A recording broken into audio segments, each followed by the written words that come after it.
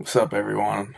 I want to give a pragmatic video about how to apply certain lenses or practices to deal with the experiences of lack, shame, and guilt. So, these are common experiences that I personally have had to deal with, and I've been able to cultivate, again, certain lenses that really do have quite a healing effect, actually. Yeah, I came up with four different lenses or practices to help us deal with literally any experience of lack, shame, guilt. And let me know what you think. Put your comments in the comment section. Let me know if these work. Let me know which ones don't. Let me know what you're interested in, what you want to learn more about. So, the first way to deal with lack, shame, guilt is somatic experiencing. So this is a psychotherapeutic modality, but it basically just comes down to feeling the emotions associated with that experience. Um, because a lot of this pain is stored in the body, and we often avoid it through distractions, numbing, addictions. Um, when those experiences of lack, shame, or guilt arise, really any uncomfortable experience. So it really goes beyond just, you know, those three flavors of discomfort. But for now, we're sticking with lack, shame, guilt. When those experiences arise, holding them and approaching that experience, that somatic bodily experience, from the lens of curiosity, that is absolutely essential. Not saying, oh, there's something objectively wrong with me, not getting stuck in all the stories that this means about me. I'm a failure, I'm less than, blah, blah, blah. Becoming curious about the somatic bodily experience. Like, what is this? Really, what is this feeling? And tracking it. Is it a tightness? Is it a numbness? Is it dissociation? Is it a energetic? Does it feel like a stabbing in your chest? Does it feel like electricity? Like really using those descriptive words. Like the more descriptive, the better. Because you really want to, again, become curious. How would I actually describe this feeling? What is this? Oh, it's like a lightning bolt moving up my chest, and now it's in my stomach, and now it's in my throat. Um, so again, approaching these somatic experiences from a lens of curiosity and openness. So, in the words of Shinzen Young, which I cite a lot, our experience of suffering is equivalent to our experience of pain multiplied by our resistance to that pain. So, with these uncomfortable experiences, lack, shame, guilt, pretty uncomfortable for most people, I would say. Um, we unconsciously resist those experiences.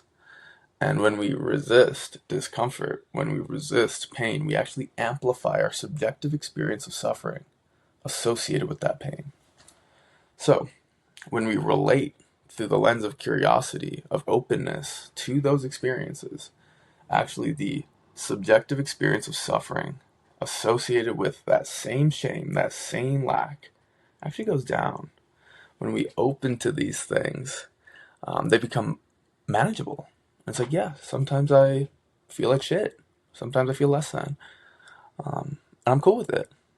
If you are cool with it, really, if you really can open to it, that suffering associated with that experience goes way, way, way, way, way down until it's not actually there anymore.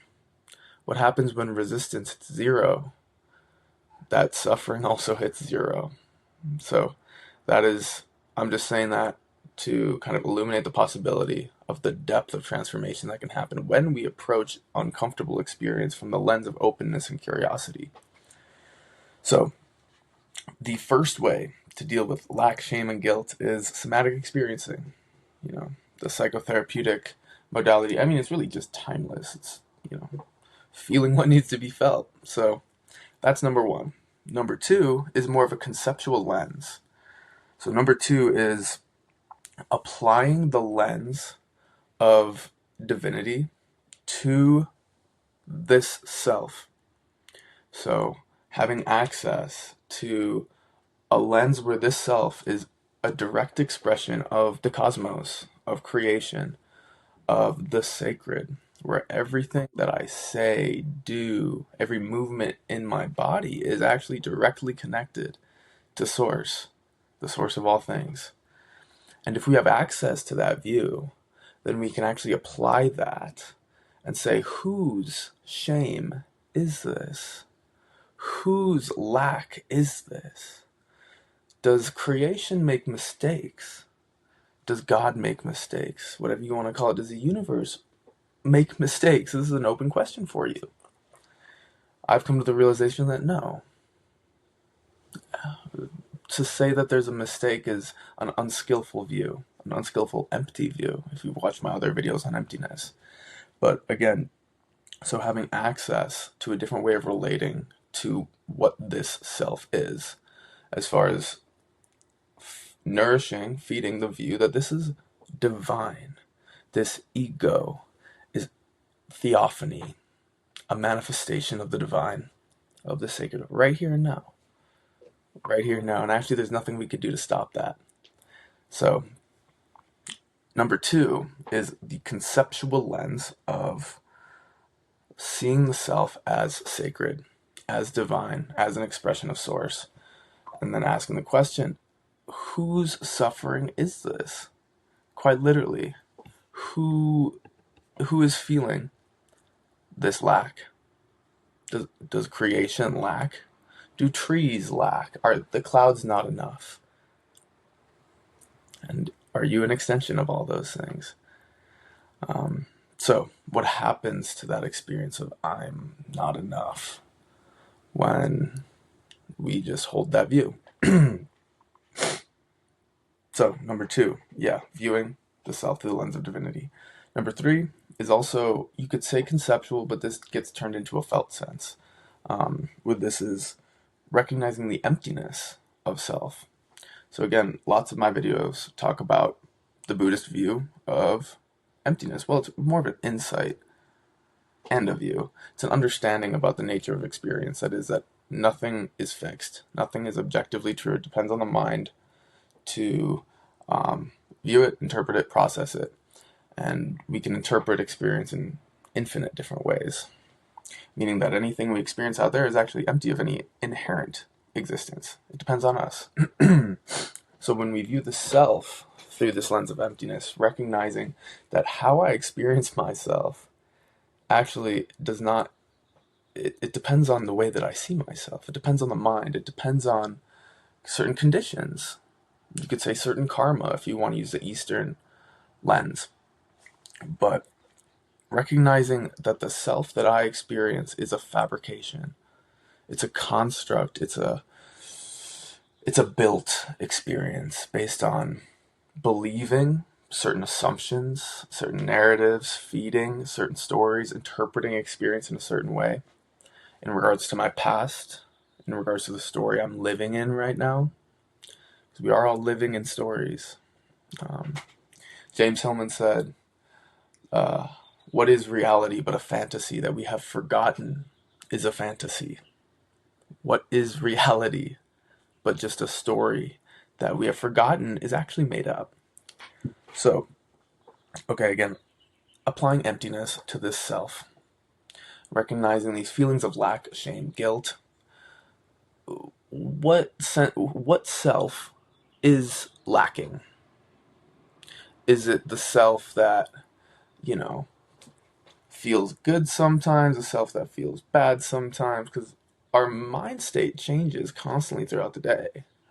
And if you're feeling yourself, early in the morning, whatever, feeling pretty good, ambitious, gonna get after it, does that self lack? Or is it the self that's more introspective and then, later in the day is like, what am I doing with my life? I need to get a new job. Like, I can't do this relationship. Which self is the real one? And you can also apply this over your lifetime. Like, the sense of self has changed since you were 5 years old, since you were 15, 25, and on and on and on. The sense of self is dynamic, flowing. So the question is, which self is the one that lacks? Or is it all of them? And so, again, number 3 is applying the lens of emptiness, of self. And actually, we could also apply this Lens of Emptiness to the experiences of lack, shame, and guilt as well. But for now, I'm just gonna, I guess, limit it to the self. There's many ways to deconstruct these flavors of suffering, actually, but I'm just illuminating, I guess, 4 right now. So the final way that I have found is effective at deconstructing, getting through, opening to lack, shame, and guilt is the depth psychological lens. So depth psychology is a flavor of psychology developed first by Carl Jung and has been kind of growing since then. I love James Hillman. He's like one of my favorite thinkers, authors. Rest in peace. But so depth psychology would actually say that your suffering is not something to push away. Your suffering is a part of soul, part of the daemon that wants something from you. It wants something to be expressed through you. And actually the soul craves that darkness, that suffering, whether it is lack, shame, and guilt. So this is kind of a reversal. We don't want to try to get away from it. We want to go into that suffering, that darkness. And again, this kind of relates back to the somatic experiencing bit, which is that if we open to these darker flavors of experience, then again, we're reducing our resistance to suffering, actually. And when we reduce our resistance to suffering, again, the suffering also decreases. This is it's almost magic when you start applying this to your life and you see how that's actually how it works. And it's like, it reminds me of, I think it's Dante's Inferno, where the way out of hell is you got to crawl through the devil's mouth or his legs or something like that. You got to go right in that place you don't want to go. Open to suffering. Just let it consume you. From the depth psychological lens, that's again what the soul wants. There's a fertility and a richness in those darker flavors of experience. It's like, again, we dig into the fertile earth of soul and we bring it up with us, and it adds dimensionality and beauty to our experience. So using the depth psychological lens to see, kind of ask, what archetype wants to be expressed through me? What image is trying to be lived through me? And can we open to that? And again, at first, there might not be an effect on the experience of suffering.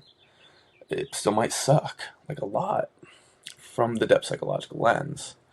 But over time, with that openness and curiosity of what does spirit want from me? What image is trying to be expressed through me?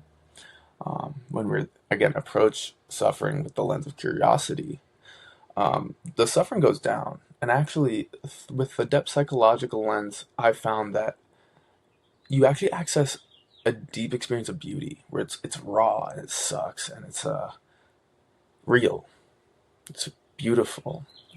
And again, it's like a poetic, Shakespearean kind of experience of suffering. So, just to recap, the experiences of lack, shame, and guilt are common, to say the least.